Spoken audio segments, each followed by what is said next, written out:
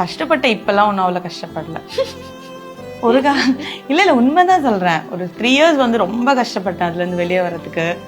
என்ன புதுசாக இருந்தது. ஒரு இந்த 16 இயர்ஸ் வந்து டிஃப்ரெண்ட்டாக இருந்தது லைஃபு. பசங்களோடு இருக்கிறதே ரொம்ப கஷ்டப்பட்டேன். ஏன்னா இவங்க எல்லாம் ஹாஸ்டலில் படித்தாங்க. ஃபஸ்ட்டு ஒரு 2 இயர்ஸ்லாம் என்னன்னா இது புதுசாக ஒரு வாழ்க்கை மாதிரி இருந்தது. பசங்களோட இருக்கிறது, அம்மா அப்பாவோட இருக்கிறது. ஏன்னா 16 இயர்ஸ் அவங்களோடே தான் இருந்தேன். பசங்க ரொம்ப சப்போர்ட் அதுக்கு.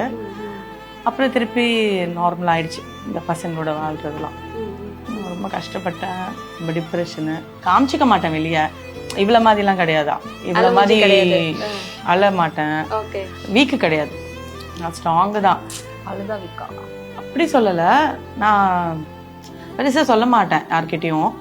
நானே தனியாக அழுதுப்பேன், தனியாக திட்டிப்பேன், அவனை திட்டுவேன். ஏன்னா ரொம்ப ஒன்றாவே இருப்போம். எந்த இடத்துக்கு போனாலும் 2 பேரும் ஒன்றா தான் இருப்பான். என்னை விட்டுட்டே போக மாட்டாங்க. அவ்வளோ கூடயே தான் கைக்குள்ளேயே வச்சுருந்தான். வெளியே எப்படி சொல்லணும்னா அவன் தான் உலகமே அவன்தான்ற மாதிரி வச்சு பசங்களை கூட பெருசாக நான் பார்த்துக்கல. ஹாஸ்டலில் அம்மா அப்பா நல்லா பார்த்துக்கிட்டாங்க. ஹாஸ்டலில் தான் படித்தாங்க.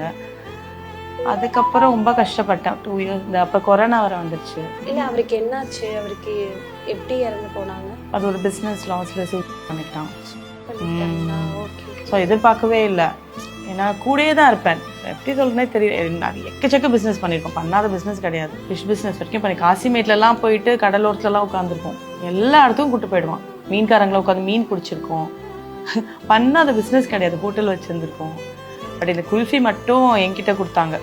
இறக்கிறதுக்கு ஒரு 3 இயர்ஸ் முன்னாடி நீ பார்த்துக்கோ சொன்னா. அதனால அதுக்கப்புறம் மிச்சம் எல்லாமே லாஸ் ஆயிடுச்சு. நான் குல்ஃபி பிஸ்னஸ் நல்லா இன்னைக்கு அது மட்டும் பண்ணியிருந்தாலே எங்கேயோ போயிருக்கலாம். பட் அதுலேருந்து எடுத்து கடன் வாங்கி நிறைய பிரச்சனை.